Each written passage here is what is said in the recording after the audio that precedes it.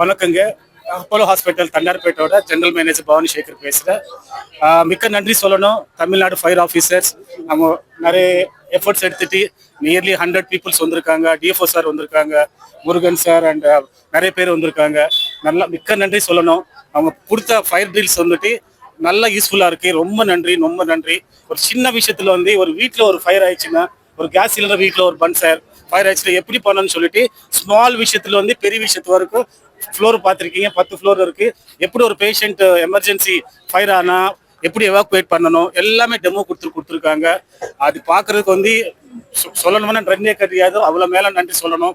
ஒரு வீட்டில் வந்து ஒரு ஃபயர் ஆயிடுச்சுன்னா ஒரு சிலிண்டர் எப்படி ஆகணும்னு சொல்லிட்டு எல்லா மக்களுக்கும் சொல்லி கொடுத்துருக்காங்க. சில விஷயங்கள் சொல்லணும்னா வீட்டில் ஃபயர் ஆயிருக்குன்னா லைக் அந்த சிலிண்டர்லாம் எல்லாமே பேனிக் ஆகிடுவா, பயந்துருவாங்க, ஓடி வெளியே வந்துருவாங்க, பக்க பசங்களை வாங்க வெளியே வாங்கன்னு சொல்லிட்டு. ஆனால் அது எப்படி பண்ணது ஒரு சிம்பிள் விஷயத்துல சொல்லியிருக்காங்க, சிம்பிள் சொல்யூஷன்ல சொல்லியிருக்காங்க. ஒன்றுமே கிடையாதுங்க. வீட்டில் இருக்க கோதுமை மாவு எடுத்து அது மேலே வைங்க, இல்லைன்னா கோலமாவு இருக்குல்ல அது மேலே தள்ளி வச்சுட்டு நீங்கள் வந்துருங்கன்னு சொன்னால் அவ்வளோ ஈஸி மெத்தட் யாருக்குமே தெரியாது. இந்த மாதிரி மக்களுக்கு வந்து நிறைய விஷயம் சொல்லி கொடுத்துருக்காங்க. ஒரு பெரிய சாம்ராஜ்யம் ஒரு ஹாஸ்பிட்டல் நடக்கணும்னா 100 பேர் 200 பேர் 400 பேர் ஒர்க் பண்ணும்போது அவங்க வந்து ஒரு ஃபயர் ஆயிடுச்சுன்னா எலக்ட்ரிக்கல் பன்ஸ் சரி ஃபயர் பன்ஸ் சரி எவ்வளோ பேனிக் இல்லாமல் எப்படி பண்ணணும்னு சொல்லிட்டு அவங்க கொடுத்த உதவி, அவங்க கொடுத்த ட்ரைனிங் ப்ரோக்ராம் நன்றி சொல்லணும்னா நிறைய நன்றி சொல்லணும். Thank you so much fire officers.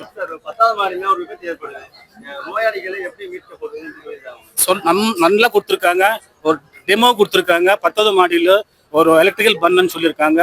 உடனே இந்த எப்படி எவாக்குவேட் பண்ணணும்னு சொல்லிட்டு ஒரு ட்ரில்லே சொல்லி கொடுத்துருக்காங்க. லிஃப்ட்ல எப்படி வரணும், ஸ்டெப்ஸ்ல எப்படி வரணும், ஆம்புலன்ஸ்ல எப்படி ஷிஃப்ட் பண்ணணும், ஸ்ட்ரெச்சர்ல எப்படி ஷிஃப்ட் பண்ணணும், பேஷண்ட் நோயாளியோட அவங்களோட எப்படி அந்த சிக்னஸ் பார்த்துட்டு எப்படி ஷிஃப்ட் பண்ணணும்னு சொல்லிட்டு ஒன்னொன்னா சொல்லி கொடுத்துருக்காங்க.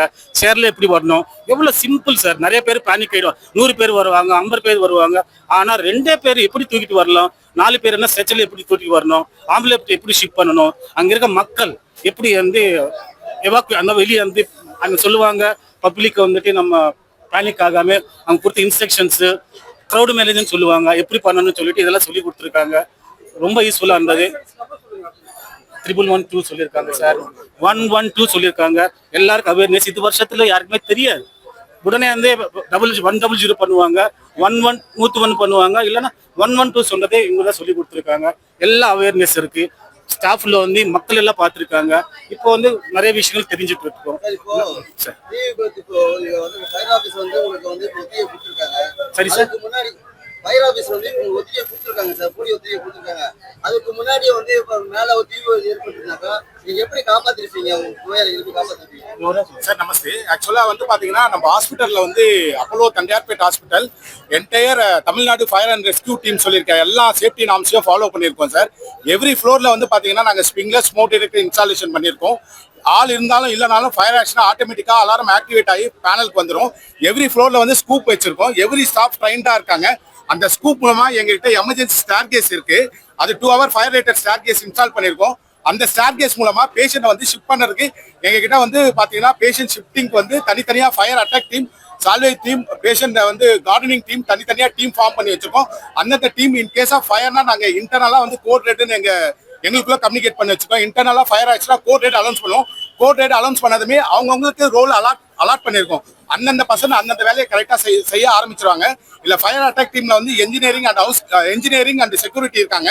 இவங்க 2 பேரும் என்ன பண்ணுவாங்கன்னா ஃபயர் அட்டாக் டீமா எங்க ஃபயர் நடக்குதோ அந்த இடத்துல வந்து போயிட்டு அட்டாக் பண்ணுவாங்க. அத்த ஹவுஸ் கீப்பிங்கும் நர்சிங்கும் வந்து பாத்தீங்கன்னா பேஷண்ட் வந்து ஷிஃப்ட் பண்ணதுக்கு வந்து பாத்தீங்கன்னா ஷிஃப்ட் பண்ணுவாங்க. மீதி வந்து பாத்தீங்கன்னா பேராமெடிக்கல் ஸ்டாஃப் எல்லாம் அங்க இருக்கிறத வந்து கார்டனிங் பண்ணி வெளியே இருந்து யாரும் வந்து ஏதோ டெப்ட் நடக்காம இருக்கிறது கார்டனிங் பண்ணுவாங்க. இது மாதிரி எங்க கிட்ட பக்காவான டீம் அலர்ட் பண்ணிருக்கோம் சார். எவ்ரி மந்த் வந்து பாத்தீங்கன்னா மார்க் ட்ரில் ஒன்று நாங்க நடத்திட்டு இருக்கோம். அந்த மார்க் ட்ரில் மூலமா வந்து கண்டினியூஸா ட்ரைனிங் கொடுத்துட்டே இருக்கோம். மார்க் ட்ரில்லையும் நாங்க வந்து போட்டோஸும் வச்சிருக்கோம், வீடியோ ரெக்கார்டும் பண்ணிருக்கோம் சார். ஓகே, என்னோட நேம் யுவராஜ்.